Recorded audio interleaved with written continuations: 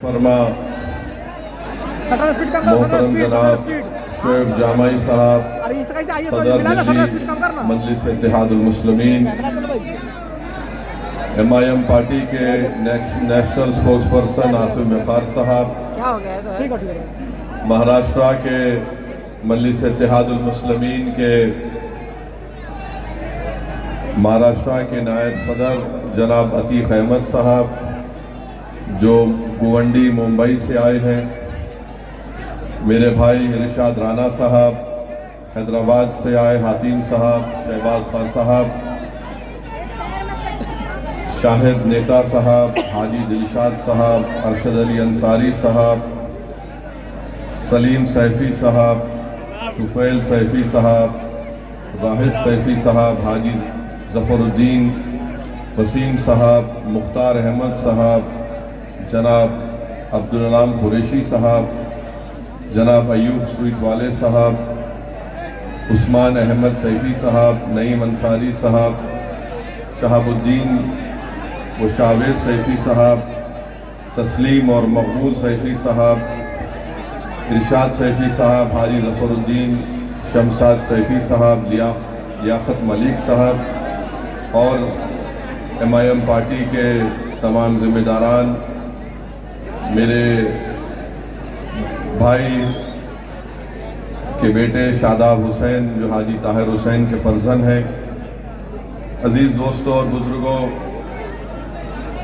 क्योंकि वक्त बहुत कम है और आज सुबह में दोपहर में अल्हम्दुलिल्लाह 1-1.5 घंटा मुझे मुस्तफ़ाबाद की विधानसभा में पैदल दौरा करने का मौका मिला।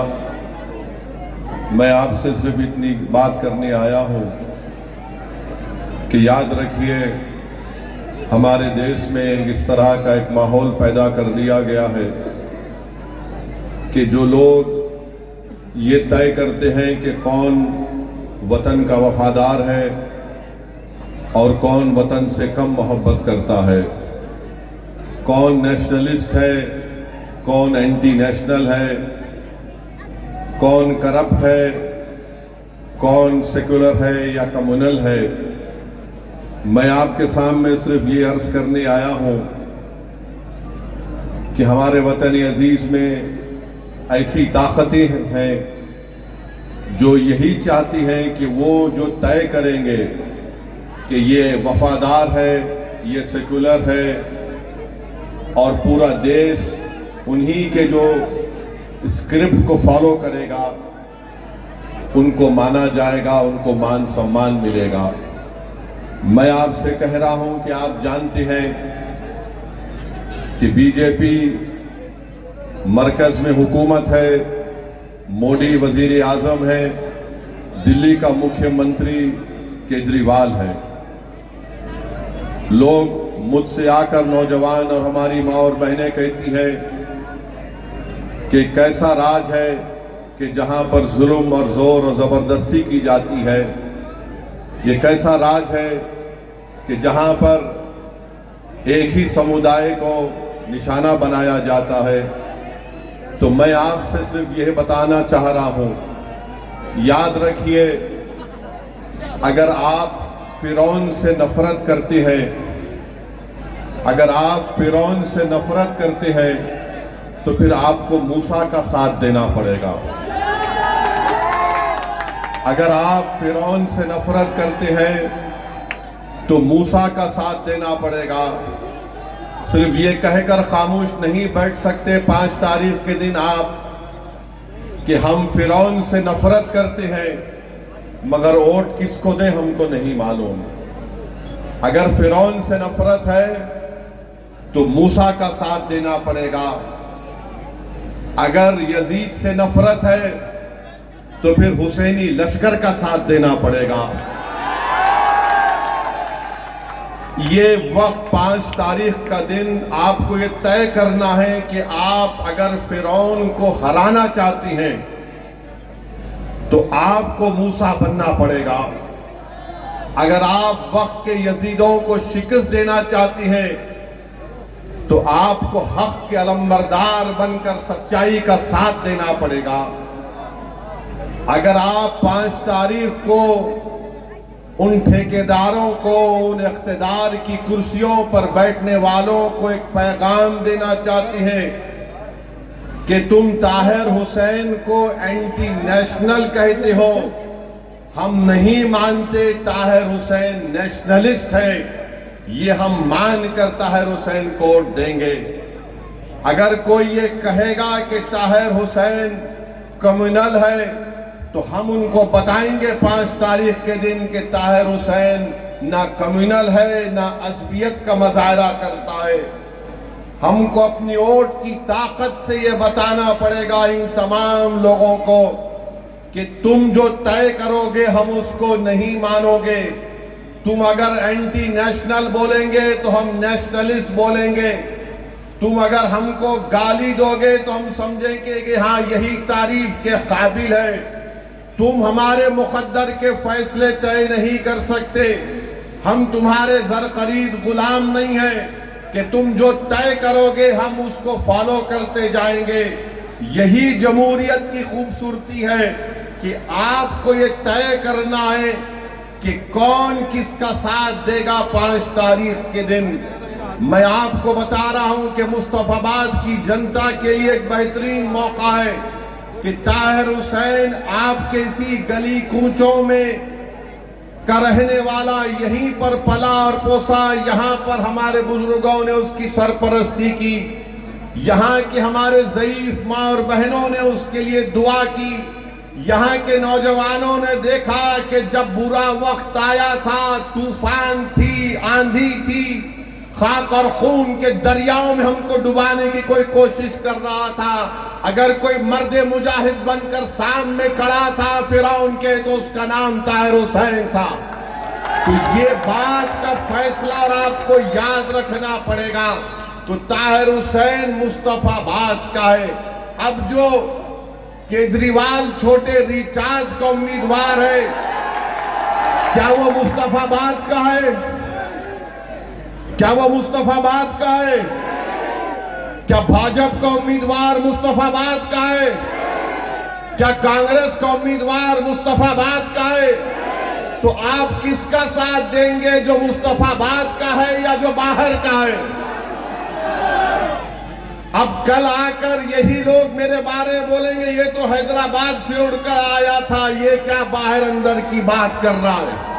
उसका भी जवाब देकर जाता हूं ताकि खर्जा बाकी ना रहे।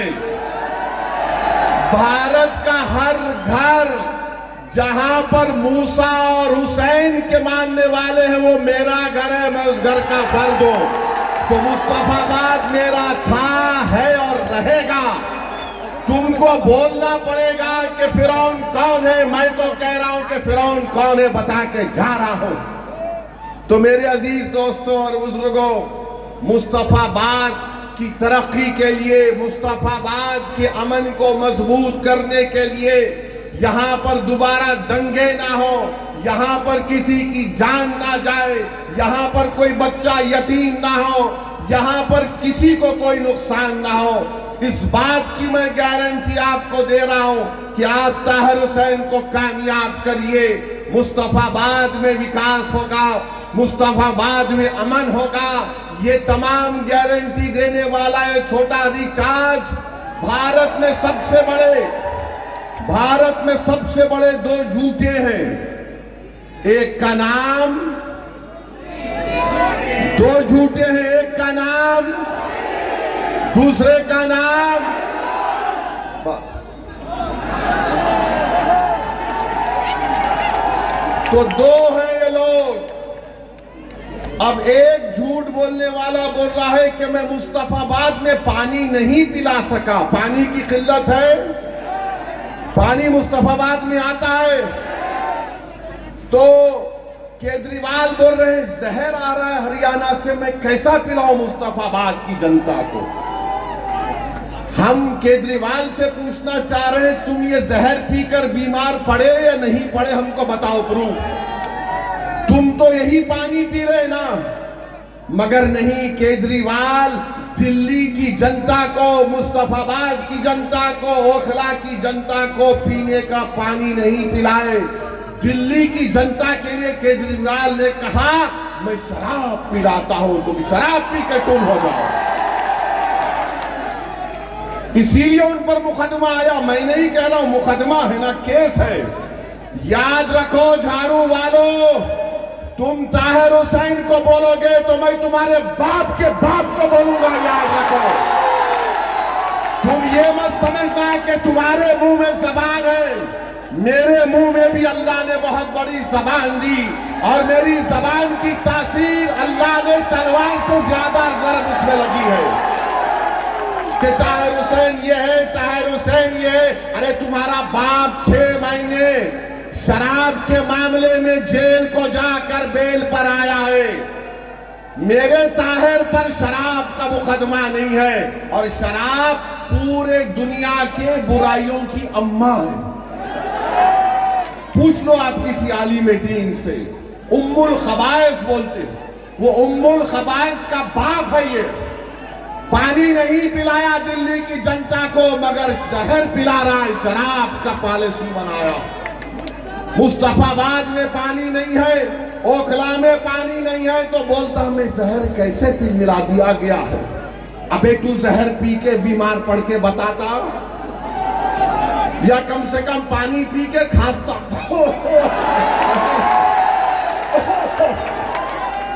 वो भी नहीं, मगर हर बार एक नया ड्रामा करता है। अरे ड्रामे में और झूठे में, तुझमें और मोदी में कंपटीशन होगा तो कौन जीतेगा नहीं मालूम। और लोग मजलिस के मुखालिफ बोलते कि मजलिस के इलेक्शन लड़ने से क्या फायदा होगा, बताओ हमको। आपसे भी पूछते होंगे इनको अगर वोट देंगे तो क्या होगा। मेरे भाई, ताहिर हुसैन 5 साल पहले जेल को गए थे जब उनके बेटे शादाब की उम्र 15 साल की थी। केजरीवाल ने ना कोई दूसरी पार्टी के लोगों ने इस बच्चे को अपनी बाप से मिलाने के लिए, एक बेटे को अपने बाप से लपेट कर रोने के लिए, एक बाप को अपने बेटे और बेटी के सर पर शफकत का हाथ रखने के लिए, एक ज़ईफ बाप को अपनी जिंदगी की जो आखिरी सांसें गुजार रहा है, जिसकी हर एक ख्वाहिश ये थी कि मेरी आंख बंद होने से पहले मैं अपने बेटे को देख लूं। एक हमारी बहन जो 5 साल से नहीं मालूम कितनी आहें भरती होंगी अपने शौहर को देखने के लिए। अरे मजलिस ने 5 साल के बाद एक बाप को, एक शौहर को, एक बेटे को अपने खानदान से मिला दिया। ये हमारी पहली कामयाबी है, ये हमारी पहली कामयाबी है। अब दूसरी कामयाबी मुस्तफाबाद की जनता देगी 5 तारीख के दिन इंशाअल्लाह ताला। आप देंगे ना। ताहिर जेल को जाएगा 3 तारीख को, मगर जनता की अदालत में आप उसको रिहा करवाएंगे। यहाँ का नया विधानसभा का आप विधायक बनाएंगे ताकि दिल्ली की विधानसभा में ताहिर हुसैन जाकर आपके जज्बात की तर्जुमानी कर सके, आपकी एक आजाद सियासी आवाज बन सके, मुस्तफाबाद के तरक्की के कामों को करवा सके। यहाँ पर मैं 1 घंटा, सवा घंटा फिरा हूं। ये जो आम आदमी की पार्टी है, चुल्लू भर पानी में डूब मरना चाहिए तुमको कि तुम रास्ते में हर जगह पर कचरे के अंबार, गंदगी। हमारी सिक्योरिटी टीम के लोग, मेरे पार्टी के लोग बोले सर जरा देख के चलिए, खड्डा है इतना बड़ा। मुझे यकीन है कि 5 तारीख के दिन झाड़ू गिरेगी उसमें इंशाअल्लाह ताला, और ये बोलना शुरू कर देंगे अब कल से। हमारे भाषण के बाद हजरत इबलीस के एजेंट भी बहुत हैं। हजरत इबलीस इनके अब्बा भी हैं, नाना भी है, दादा भी है। 2 तरफ से इनका रिश्ता है। ये कल से शुरू कर देंगे। बीजेपी आ जाएगी, ताहिर हुसैन को वोट देंगे तो बीजेपी आ जाएगी। प्यारे मैं नहीं लड़ा ना ताहिर लड़े तो लोकसभा में बीजेपी कैसे जीत गई? किसने जिताया बीजेपी को? आपने वोट दिया था लोकसभा के इलेक्शन में बीजेपी को? हाथ उठाकर बताओ किसने वोट नहीं दिया था लोकसभा में भाजपा को? यहां का एमपी कौन है? यहां का एमपी बीजेपी का है या मजलिस का है? फिर कैसे जीत गया? तो मालूम हुआ कि तुम्हारे वोट से बीजेपी नहीं जीत रही है, केजरीवाल, सिसोदिया और जैन के वोट से बीजेपी जीत रही है। ये फर्क आपको महसूस करना है। पूरे देश में यही हाल है, मगर लाके खड़ा कर देते मुसलमान को। अरे देखो भैया, मेरे भाई, हम कोई सेकुलरिज्म के कूली नहीं है। 50 साल से इन जालिमों को हम अपने कंधों पर बिठाकर, इख्तिदार की कुर्सियों पर बिठाकर, हमारी लाशों पर, हमारे जलते हुए घरों पर, हमारे बच्चों को जेल में डालकर हम इनको इख्तिदार देते हैं, सत्ता देते हैं, और हमारे बर्बादियों के महल पर बैठकर अपना महल तामीर करते हैं, और उसके बाद बोलते हैं कि ताहिर हुसैन ये है, फुला है। कब तक आप इन बातों का शिकार होंगे?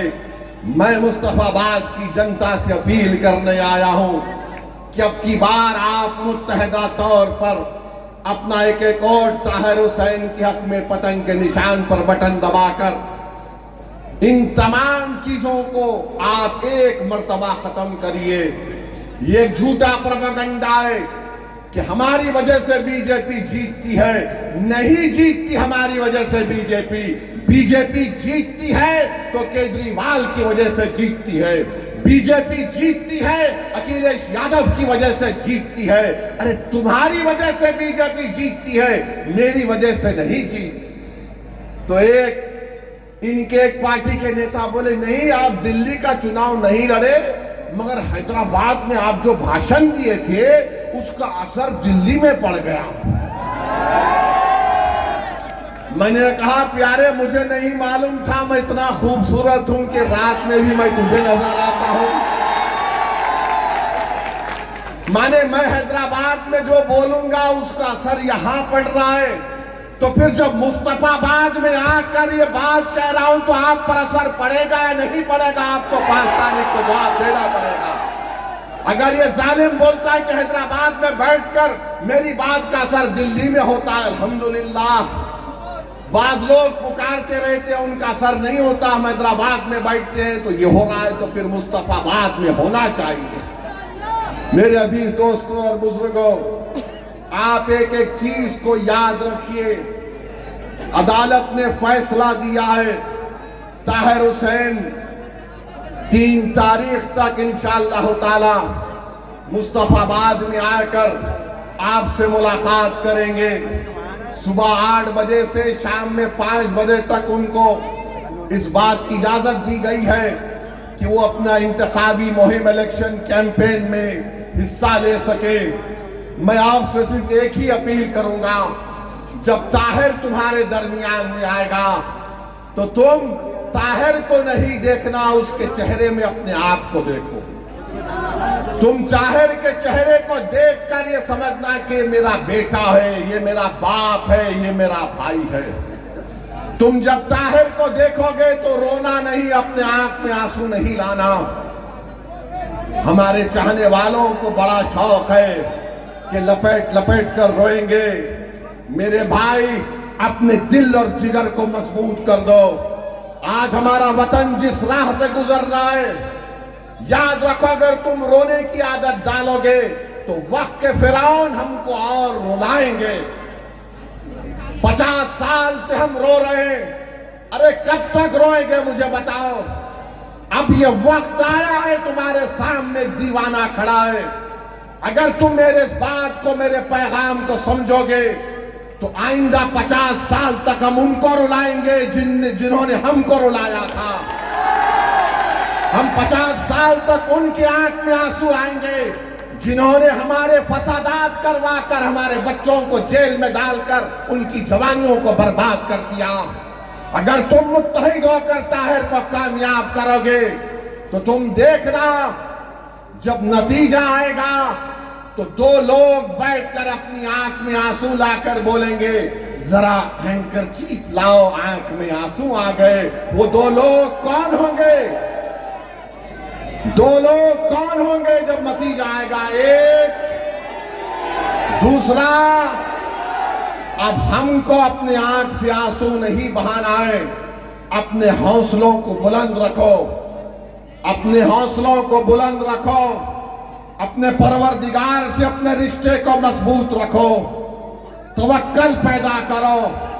अरे मेरे भाई, क्या तुम नहीं देखते गाजा में क्या कुछ हो रहा है? 50,000 लोग मर गए, जिसमें से 20,000 तो बच्चे और खवातीन हैं। 11 लाख लोगों के घर बर्बाद हो गए, मगर उनके हौसलों को देखो, वो आज भी कह रहे हस्बुनल्लाह व निअमल वकील। तो अपने हौसलों को बुलंद रखो, कभी अपने हौसलों को पस्त होने मत दो। और आपको ये जो सियासी लड़ाई हम लड़ रहे हैं, इसको 5 तारीख तक शाम में 5 बजे तक अपने के कोर्ट का इस्तेमाल करना है। मुस्तफाबाद के लिए, मुस्तफाबाद की अमन के लिए, मुस्तफाबाद के भाईचारगी के लिए, आपकी एक आजाद आवाज को दिल्ली के विधानसभा में भिजाने के लिए मेरी आपसे दरमंदाना अपील है कि ताहिर तो जेल को चला जाएगा, मगर मेरे भाई